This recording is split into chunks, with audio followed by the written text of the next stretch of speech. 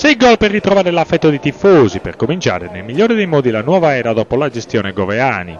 La Nuorese gioca a tennis contro il malcapitato Budusò e brinda nell'esordio ufficiale al quadrivio, valido per il primo turno di Coppa Italia. Partita senza storia, troppo netto il divario tra le due squadre.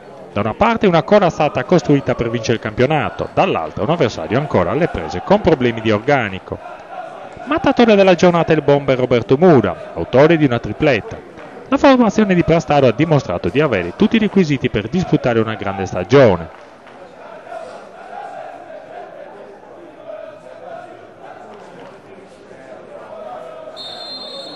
I verdi-azzurri presentano Ladu, Masia, Pitta, Mattiello, Lai, Pancotto, Cocco, Ferraro, Cadoni, Mura e Kravčić.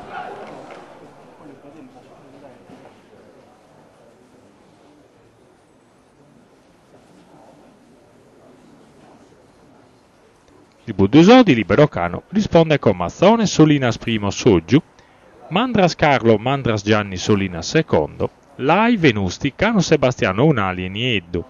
Arbitra Ardis di Olbia. La gara inizia con un minuto di silenzio per onorare la memoria dell'arbitro Santoro, deceduto nei giorni scorsi per un malore avvertito durante i test atletici. Nuoresi in maglia bianca, Budusò in casacca giallo-blu.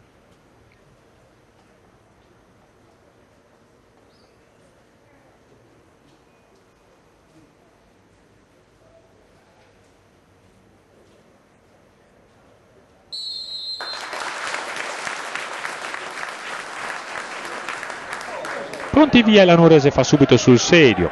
La prima conclusione di Mura viene parata facilmente da Mazzone.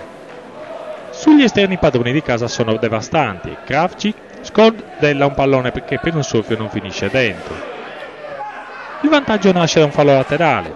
Mura si gira e non lascia scampo al portiere ospite. Si capisce che sarà un pomeriggio da incubo per la difesa budusoina.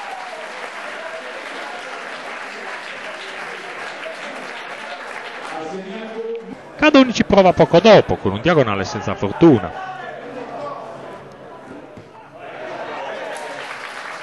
Il 2-0 è una magia del numero 10 in maglia bianca, che addomestica una sponda di Cadoni e disegna un cucchiaio che si insacca alle spalle di Mazzone.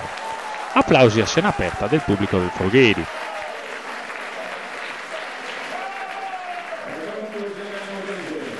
Lo stesso Mura completa l'opera qualche minuto più tardi, infilando sul calcio piazzato il 3-0.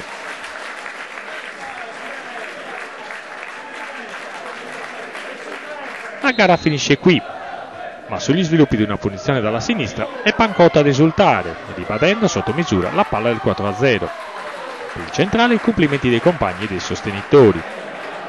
Cocco dimostra di saperci fare con i piedi e pennella un assist delizioso per Kravčić, che al volo trova la rete del 5-0. Gioia personale anche per il polacco mezzolianese, che si lascia andare ad un'esultanza sfrenata.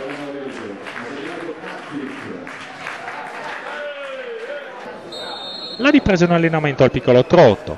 La Nuorese cerca di non infierire, viste le condizioni dell'avversario, ma arriva anche alla sesta rete, la terza di Mura, che è il più veloce di tutti a concludere su azione di corner.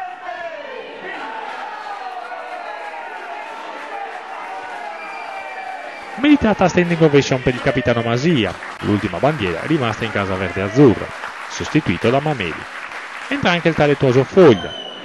Proprio in entrato serve a afferrare un assist non sfruttato, mentre, poco dopo, Saruis, anche lui da poco in campo, coglie un palo con un sinistro potente. Nieddu si fa espellere per doppia ammonizione, costringendo gli ospiti anche all'inferiorità numerica per il resto della gara.